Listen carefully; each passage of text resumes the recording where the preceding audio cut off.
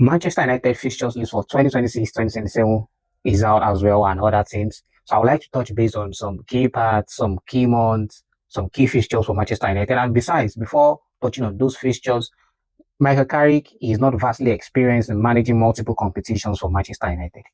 He came in January and he had a wonderful 5 to 6 months with the team, and they came third in the Premier League.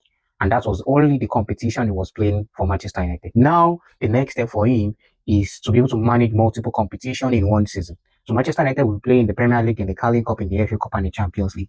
How will he be able to manage those fixtures every 3 to 4 days, playing week in, week out, week in, week out, week in, week out, and with fixtures in midweek? How will he be able to manage that? And I've pinpointed January as a key month for Manchester United. Manchester United will play around 2 Champions League matches in January, and they have some key matches in January. They have the likes of Newcastle, Aston Villa, Liverpool, Brentford, and Chelsea, spanning entry towards February. So looking at January itself with Champions League matches is going to be a very key month for United. How will United navigate playing the Champions League? Maybe at that time they still need about 2 to 3 or 4 points to qualify for the next round, because maybe they can't make the top 8 teams in the Champions League, and they want to squeeze in and enter the top 24, and they need points to get in there. How will they be able to manage the dynamism of playing the Champions League and the Premier League, playing against Aston Villa away, Newcastle at home, Liverpool at home, Brentford away is always a very tough game for United, then Chelsea at home? How will they be able to manage those key games? A lot of Manchester United supporters were saying last season that assuming Michael Carrick started the season with them, they will have won the Premier League. And I was like, oh, you have won the Premier League, no problem. The new season is coming. It's a perfect platform, a perfect opportunity for United to show their stuff that, okay, we can rub shoulders with the big boys.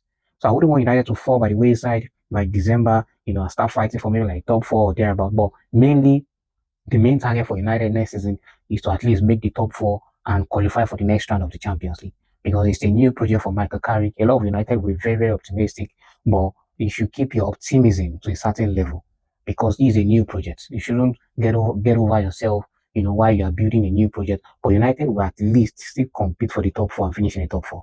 Then try to advance further in the Champions League. And United have a lot of unstoppable players up front, but they just need to work on getting their defense right and their midfield right as well. So they will perform very well next season. I see them performing very well. So February is a very key month for them. So another key area that I'm looking at is from March week 27 to March week 30. Because around that side, they were playing against Arsenal, they were playing against Sunderland, they were playing against Everton, they were playing against Manchester City. So if they are still in the quarterfinal of the Champions League, how will they be able to manage playing the Premier League and the quarterfinal of the Champions League without, not being in that situation